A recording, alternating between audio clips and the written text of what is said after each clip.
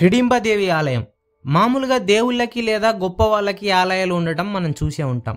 కానీ ఒక రాక్షస జాతికి చెందిన స్త్రీకి ఆలయం ఉండటం మీరెప్పుడు విని ఉండరు. Hi friends, this is Kiran. Welcome to time with Kiran.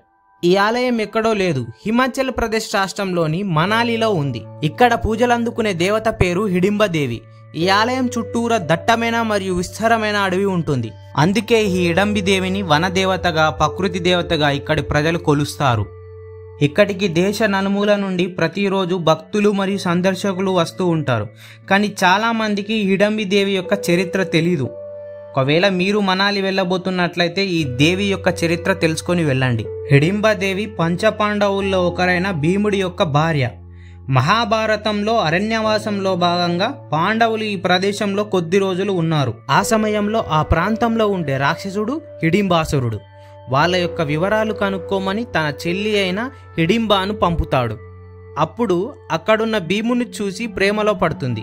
తన అన్న వలన మీకు అపాయం పొంచి ఉందని భీముణ్ణి హెచ్చరిస్తుంది.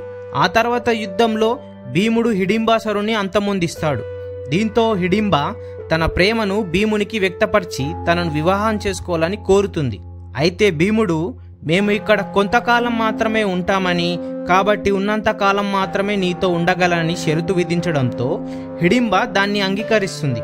దీంతో తన ప్రేమను సఫలం చేసుకుంటుంది. అందుకే ప్రేమించిన వ్యక్తితో పెళ్లి కావాలని కోరుకుంటే ఈ ఆలయంలోని దేవతను దర్శించాలని ఇక్కడ భక్తుల నమ్మకం.